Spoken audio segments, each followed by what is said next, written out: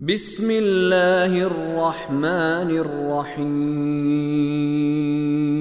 قل اعوذ برب الفلق من شر ما خلق ومن شر غاسق اذا وقب۔ بنام خدائے رحمان رحیم۔ قل اعوذ برب الفلق، کہیے اعوذ عام طور پر ترجمہ کیا جاتا ہے میں پناہ مانگتا ہوں۔ اعوذ کا ترجمہ اس طرح سے زیادہ بہتر محسوس ہوتا ہے کہ میں پناہ میں آتا ہوں۔ ایک دفعہ میں پناہ مانگتا ہوں، اسے کہا جاتا ہے استعاذہ، استعیذو یا استعذتو کا عربی میں لفظ آئے گا، اس میں طلب کا معنی ہے۔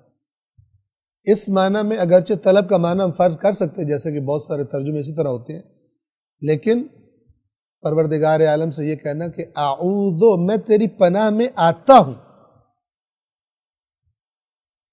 کس کی پناہ میں؟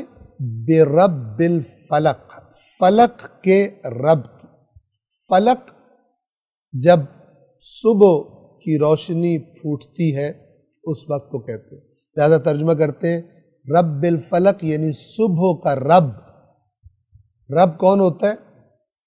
جو اس نظام کو چلا رہا ہوتا ہے، جو دن کو رات بناتا ہے اور رات میں سے دن نکال کر روشنی کو پھیلا دیتا ہے، وہ رب ہے، ساری کائنات کا رب ہے، رب العالمین ہے۔ تو اس رب فلق کی پناہ میں آتا ہوں۔ فلق کا رب فلق کو وہ تو ہر چیز کا رب ہے، فلق کو بالخصوص کیوں یہاں پر لایا گیا؟ کیونکہ زیادہ تر جو شر ہوتا ہے دن کی نسبت رات کے اندھیروں میں ہوتا ہے، جیسا کہ آگے رات کا ذکر آ رہا ہے۔ اور یہ اشارہ اس طرف بھی ہے کہ جب انسان دشمنوں کی چالوں کی اور مصیبتوں کی زد میں ہوتا ہے، گویا اندھیرا چھا جاتا ہے، اس کی زندگی پر رات آ جاتی ہے۔ اس رات کو کون روشنی میں صبح میں تبدیل کر سکتا ہے، ان مصیبتوں سے چھٹکارا دلوا سکتا ہے؟ وہی کہ جو رات کے اندھیرے کو صبح میں بدل دیتا ہے، وہی مصیبتوں کی رات کو بھی آرام و آسائش و سکون کی صبح میں بدل سکتا ہے۔ رب الفلق، کہیے میں پناہ میں آتا ہوں صبح کے پروردگار کی۔ آیت نمبر 2، من شر ما خلق، ہر اس چیز کے شر سے جو اس نے خلق کی ہے۔ اللہ تبارک و تعالی نے جو کچھ خلق کیا ہے اس کا ایک کردار ہے اس کائنات میں، اور اس کردار کے اعتبار سے وہ چیز خیر ہے بنیادی طور پر۔ لیکن اس مادی کائنات میں کیونکہ بعض اوقات تزاحم، ٹکراؤ مفادات کا پیدا ہو جاتا ہے، اور ہمیں علم نہیں ہوتا اس چیز کی خیر کے بارے میں، تو ہمیں وہ چیز شر لگتی ہے۔ یہ بڑی وسیع بات ہے کہ جس کا بھی بیان کرنے کا وقت نہیں ہے۔ انشاءاللہ اس بات کو ذہنوں میں محفوظ رکھیں گے کہ بنیادی طور پر اللہ جو چیز خلق کرتا ہے وہ خیر ہوتی ہے، کیونکہ اللہ تبارک و تعالی خود خیر محض ہے۔ لیکن وہ چیزیں جو خلق ہو گئی ہیں ان میں جب آپس میں تزاحم اور ٹکراؤ پیدا ہوتا ہے، تو جب ہمارے نظر میں صرف وہ ٹکراؤ آ رہا ہوتا ہے تو ہمیں شر محسوس ہوتا ہے۔ اس کی ایک مثال ہم پہلے بھی دے چکے، دوبارہ آپ کو دیتے ہیں۔ مثلا دو دوست ہیں کہ جو ایک دوسرے کی بڑی ہیلپ کرتے ہیں، بڑا تعاون کرتے ہیں، ہر ایک کا وجود دوسرے کے لیے خیر ہے۔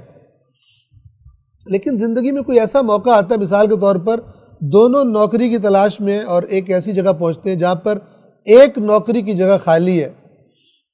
اب یہاں پہ ان دونوں میں سے ہر ایک کو دوسرا تھوڑا سا ہو سکتا ہے برا لگے، وہ جو ہر وقت خیر لگتا تھا تھوڑا سا شر لگے کہ اگر یہ نہ ہو تو یہ نوکری مجھے مل جائے گی۔ تو جب ٹکراؤ اور تزاحم پیدا ہوتا ہے تو پھر اس کی وجہ سے دیکھنے والے کو جو محدود نگاہ رکھتا ہے، پورا علم نہیں رکھتا، اس کو ممکن ہے کہ کوئی چیز شر لگے اور شر پیدا ہو جائے۔ تو لہٰذا اللہ نے یہ نہیں فرمایا یہاں پر کہ ہر اس شر سے جو تو نے خلق کیا، بلکہ فرمایا ہر اس چیز کے شر سے جو تو نے خلق کی، یعنی تو نے تو اس چیز کو خلق کیا ہے خیر کے طور پر، لیکن اس کائنات میں چونکہ اس مادی کائنات میں تزاحم ہوتا ہے، ٹکراؤ ہو جاتا ہے چیزوں کے آپس میں، ایک زندہ رہنے کے لیے دوسرے کو مثلا کھانے لگتا ہے مثال کے طور پر، تو پھر شر پیدا ہوتا ہے۔ اس شر سے ہر اس چیز جو کچھ اس نے خلق کیا، یعنی رب فلق نے، اللہ نے، اس کے شر سے میں پناہ مانگتا۔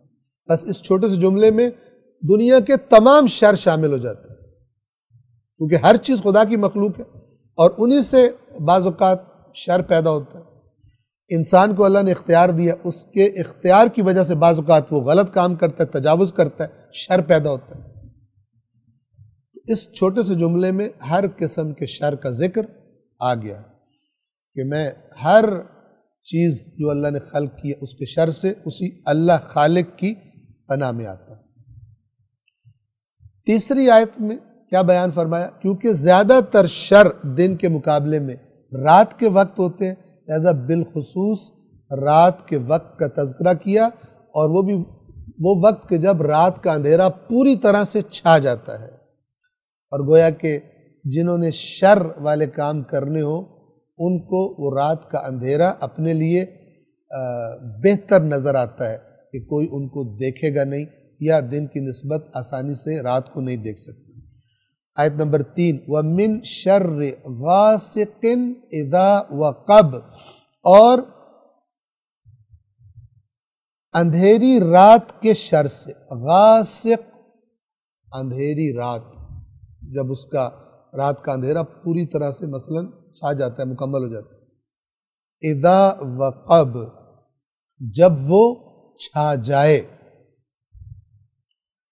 غاسق اندھیری رات، وقب اذا وقب جب وہ پوری طرح سے ہر چیز پر چھا جاتی ہے، اور اندھیروں میں پھر خرابیاں ہوتی ہیں، شر کے کام ہوتے ہیں، تو اس اندھیری رات کے شر سے جب وہ چھا جاتی ہے۔ اب آپ خود دیکھیں کہ رات بذات خود خیر ہے، نیند اور آرام کا ذریعہ ہے، اور آپ دیکھیں اگر انسان نیند پوری نہ کر سکے کہ رات کا اندھیرا ہیلپ کرتا ہے انسان کو، اور رات میں انسان کے بدن کو نیند کے دوران کیا کیا فائدے حاصل ہوتے ہیں، کیا کیا بدن کے اندر سسٹمز کام کرتے ہیں جن سے بدن فریش ہو جاتا ہے اگلے دن دوبارہ کام کرنے کے لیے، خیر ہی خیر ہے۔ لیکن بعض چیزوں کی خرابیوں سے شر وجود میں آتا ہے دن کے مقابلے میں، چونکہ رات کو یہ کام زیادہ ہوتا ہے، لہذا فرمایا گیا وَمِن شَرِّ غَاسِقٍ اِذَا وَقَبَ، اور اندھیری رات کے شر سے جب وہ چھا جائے۔ اللہ العلی العظیم۔